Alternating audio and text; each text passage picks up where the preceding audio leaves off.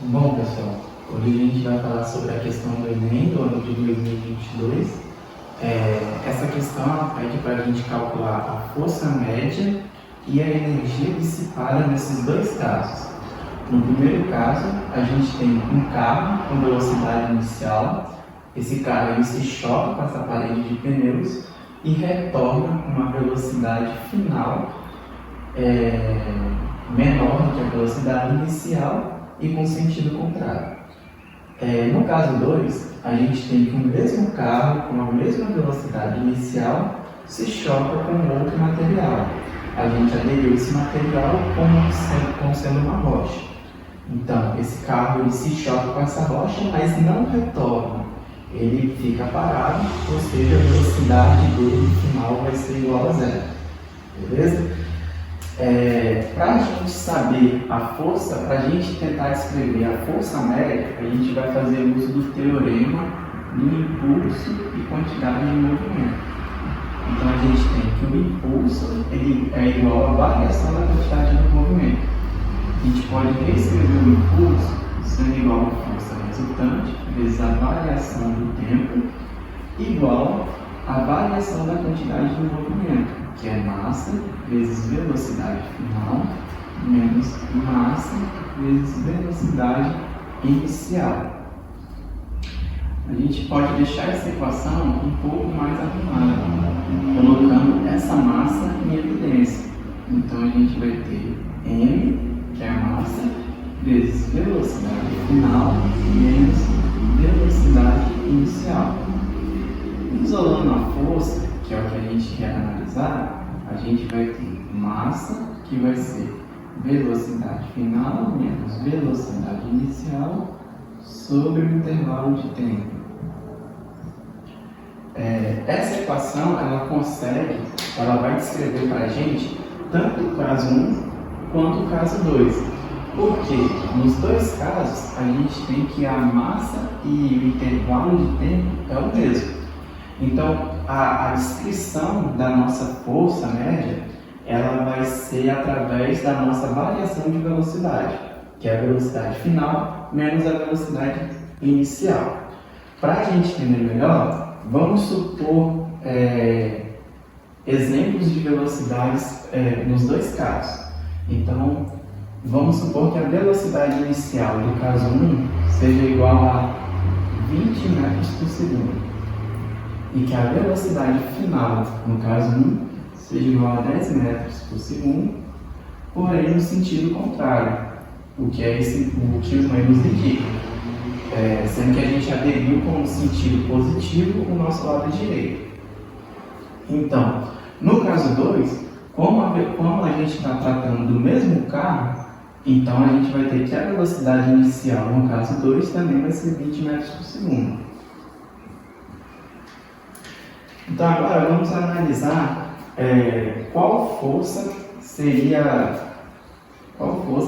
maior ou menor nesse caso. Então a gente tem que a força resultante ela vai ser a massa vezes a variação de velocidade. Para o caso 1, a gente tem que a velocidade final dele é menos 10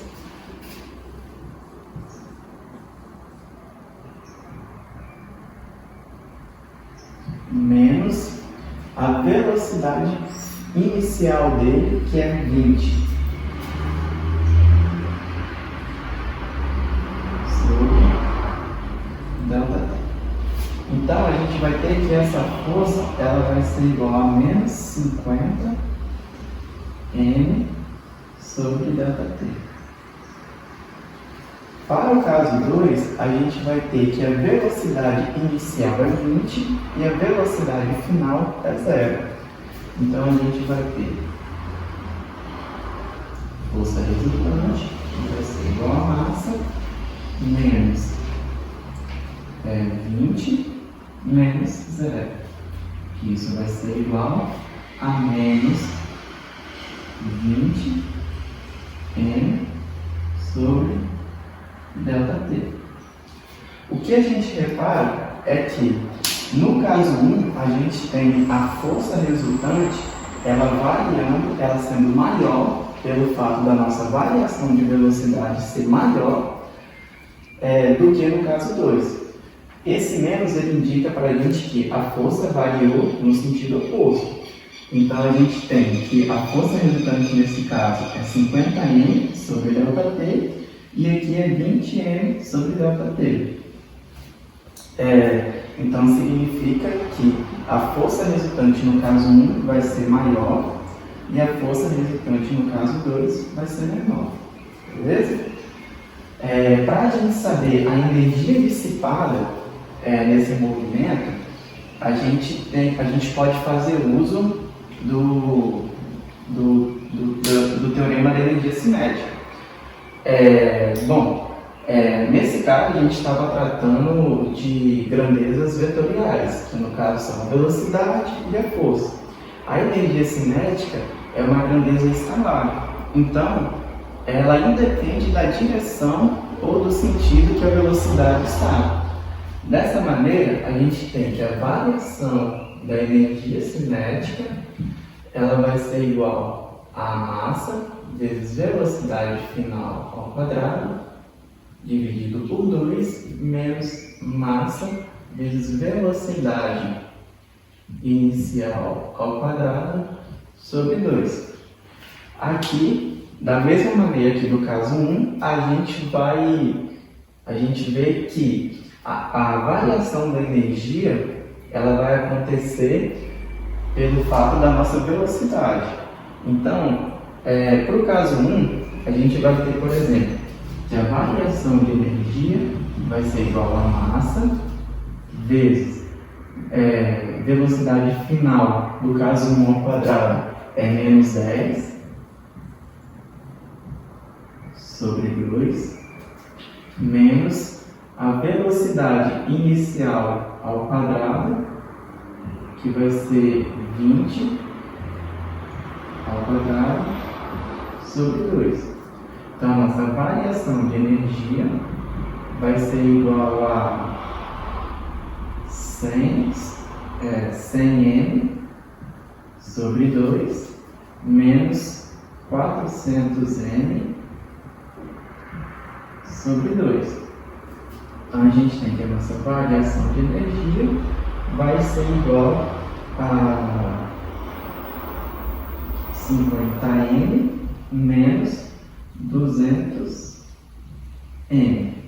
Então, a variação de energia vai ser igual a menos 150m.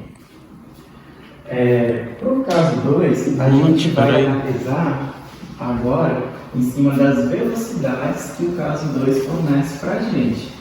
Então, para o caso 2, a gente tem que a nossa velocidade inicial continua sendo 20. A nossa variação de energia vai ser igual a massa vezes velocidade final ao quadrado sobre 2 menos a massa vezes velocidade inicial ao quadrado sobre 2.